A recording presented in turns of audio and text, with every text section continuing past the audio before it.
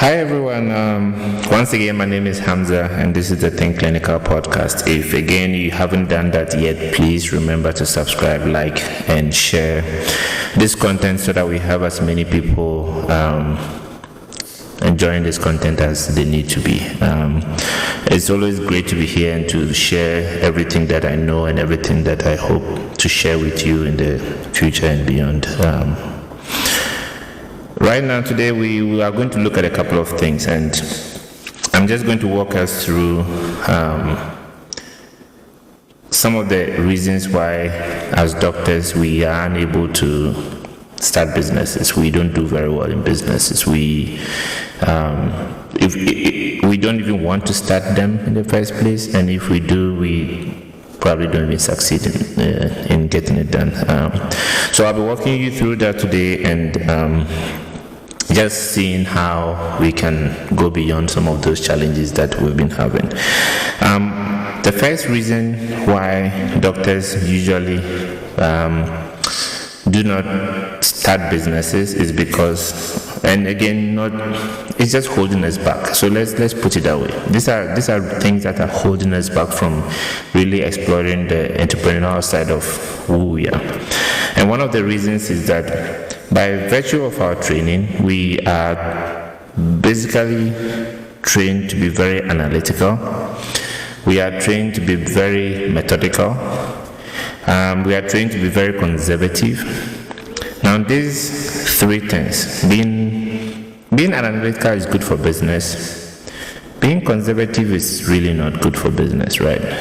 Because there's a lot of risk taking. There are times that you don't even know what you're doing, but you just believe that it's going to work, so you jump for it. In medicine, if you don't know what you're doing, you kill somebody, and there are repercussions for that. So by virtue of our training, we have so much holding us back in terms of how we can express, how much we can push the boundaries in terms of business.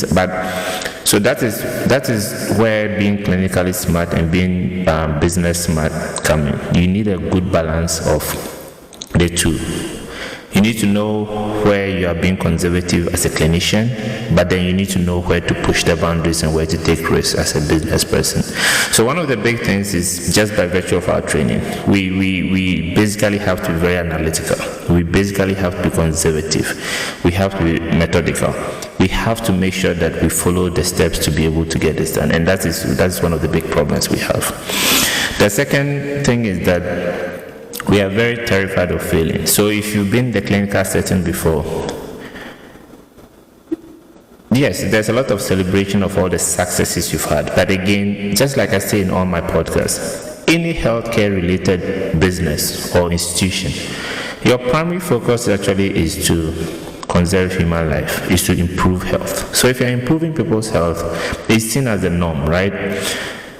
When you fail, there are consequences, because it usually either will cost people their lives or cost them the quality of their life. So a lot of the time, doctors don't want to fail. You want to be on point every single time. We therefore go out into the world with no desire to fail in anything we do. We want to succeed in every single thing that we touch. And when that happens, it becomes difficult. We have to move beyond this. And if you want to really be a doctorpreneur, you want to go into entrepreneurship, one of the things that you need to be ready for is failure. And you need to embrace it. You need to embrace failure, because that's the only way you grow. That's the only way you are successful.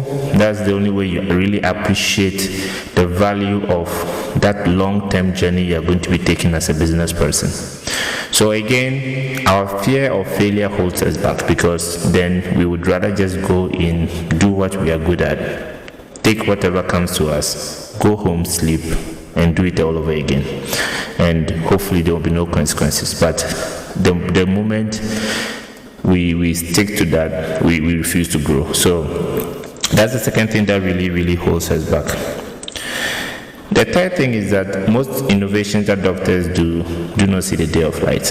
I know quite a number of doctors who are really good entrepreneurs, not I will just call them doctorpreneurs. They have the mindset, they have the involvement to some extent, but their innovations never see the light of day, just because a lot of these require funding, it requires money, and if you don't have that money or that source of income to make it happen, it's not going to happen. So one of the big things that I've realized and I saw is that most doctors really have the desire to be doctorpreneurs, but what is holding them back is just funding. It's the challenge of them even getting any of their stuff out there in the market. And the very last thing I want us to talk about is time constraints. So the statistics are clear. The doctor in Africa is overworked, is overwhelmed, and the patient-doctor ratio still stands at 1 doctor to about 3,000 people. That's a lot, and that is way more than the WHO recommendation. Now, this time constraint makes it difficult for you as a doctor to even conceptualize or have interest in doing anything else at the end of the day, because you go to work and you are bombarded with so many different things with so little time on your hand that by the time you get home, the only thing you want to think about or do is just go straight to bed and get rest. And this is a huge holdback, and we need to find a way to move our concepts beyond this. And this is in my opinion, one of the biggest holdbacks that we may have, just the time constraints to sit down, conceptualize, or even follow up on any business ideas we may have. So today I decided to talk about these because these are things that are happening that maybe consciously we haven't really paid attention to as to why we want to do a business, but we are not really sure if it's something we want to do. But bringing these to light actually makes it easy for us to appreciate where these limitations could be and really working on making sure we solve them. So this has been another episode of really quick items that we can pay attention to, and hopefully if you identify with any of these, which I think you may identify with at least 2 or 3 of these, you look into them and challenge yourself to be able to get past those limitations and just finding that sweet balance between what your training has carved you out to be and what you actually want to be. Just getting that balance there is really important. So please remember to subscribe, like, share, and I will see you in the next episode. Have a good one.